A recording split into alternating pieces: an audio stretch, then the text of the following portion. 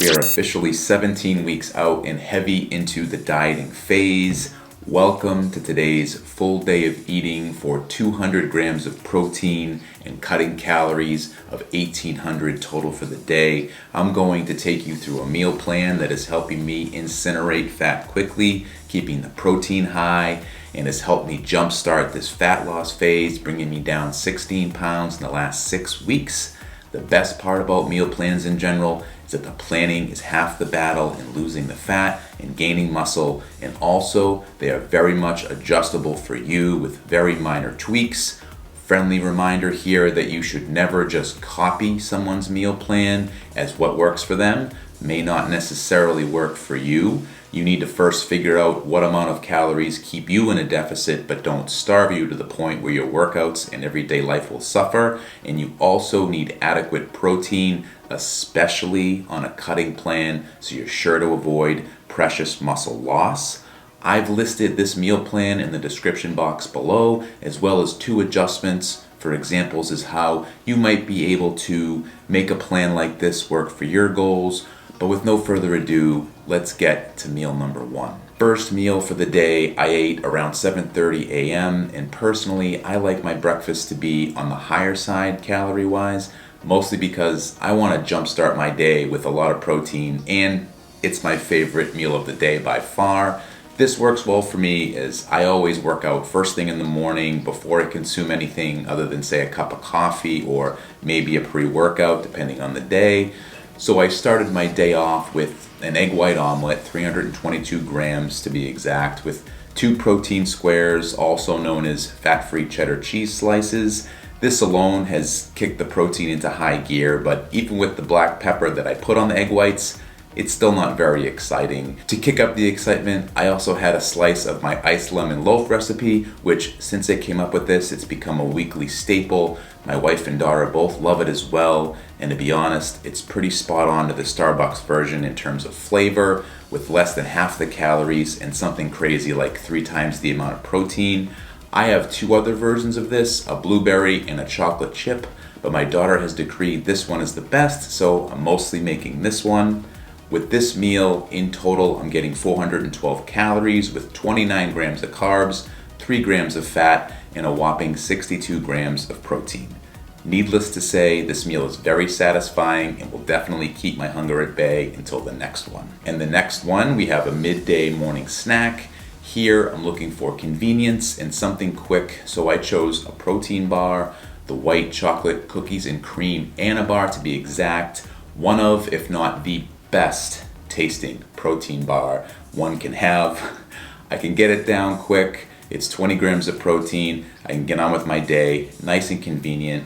Some people don't like these bars, and they are on the higher side of calories, with this one clocking in at 280 calories. However, this is a perfect example as to where an adjustment could be made. You could substitute something like a Quest bar here, which would be about 100 calories less for the same amount of protein, or you could ditch the protein bar altogether and have a whole food substitute like some Greek yogurt with some berries or another fruit, the protein and the natural carb and fiber all coming together there. For me, I want something quick and convenient, and in terms of the calories, it's worth it for me for the flavor and for the feeling of having a treat early in the day. If you're one that's bound to binge and perhaps have a second bar or something else sweet, this may not be a good option for you. However, I find that it works quite well for me, and I don't have any problems with the binging or wanting to overeat afterwards. Next up, we have lunch, and here is where I think the magic happens, right at the halfway point in the day. We're loading up on more protein with another omelet, but this time it's a cheeseburger omelet. This isn't to avoid carbs necessarily. Trust me, I love carbs. We're actually very close friends.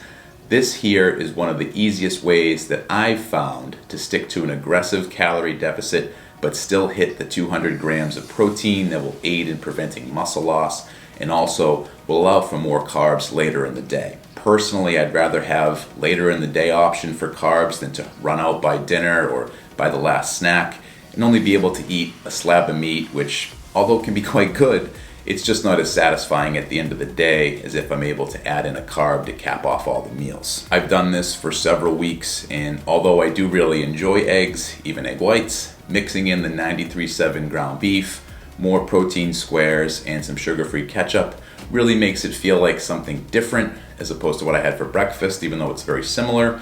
And then it ends up being quite satisfying as the midday meal, while also leaving plenty of room for the rest of the day for a variety of options from a macronutrient standpoint.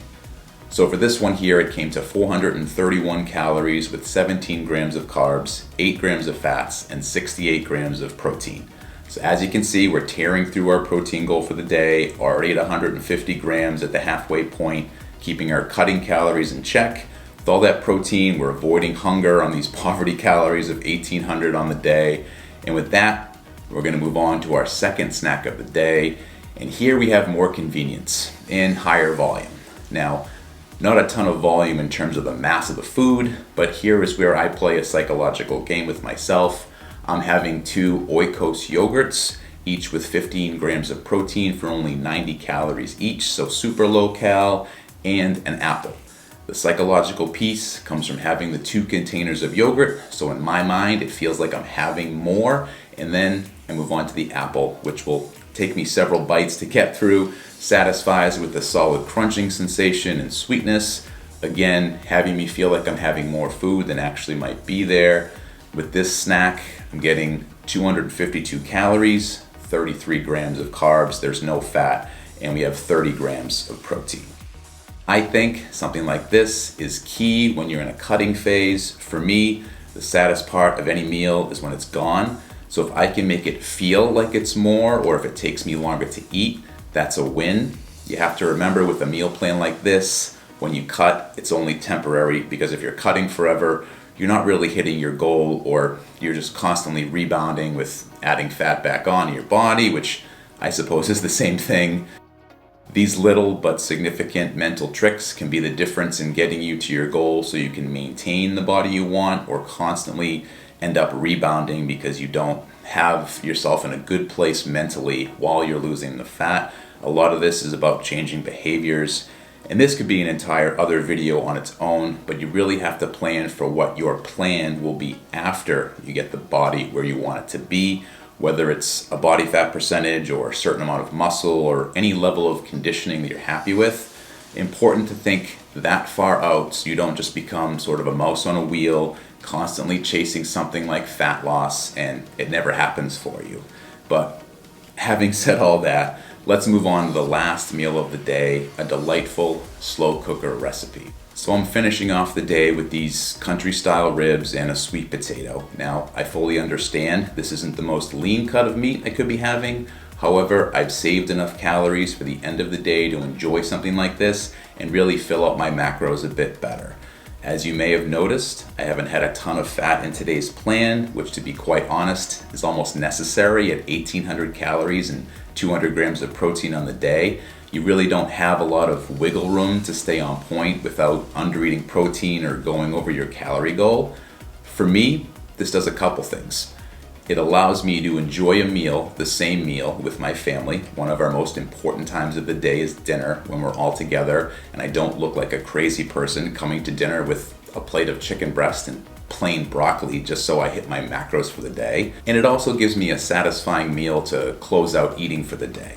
I love sweet potatoes, the flavor when they're baked, even just plain, which is how I prefer my sweet potatoes, maybe with a little salt, and combined with the fatty meat though, leaves me with a meal that won't have me with any cravings later in the night.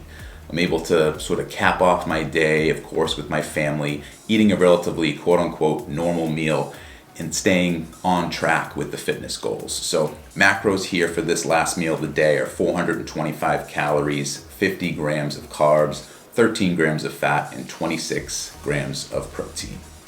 All in all, I finished the day at 1,800 calories, 156 grams of carbs, 36 grams of fat, which I honestly would like to be a little bit higher, and 207 grams of protein.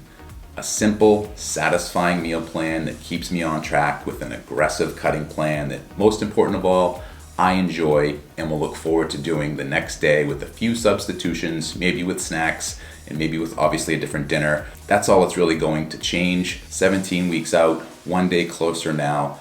I'm excited. Let me know what you think of these meals today. What changes would you make? If you like this full day of eating, you'll definitely want to check out one here, where I also eat 200 grams of protein with even more high protein deliciousness. Remember also to check out my cookbook, first link in the description box, that has 70 plus high protein recipes like today's lemon loaf. Also, don't forget before you click off to like and subscribe before the end of the video takes you to another video and you never see me again. And if you want to see the lemon loaf recipe instead from breakfast, you want to click on the link here, but I'll see you in the next one.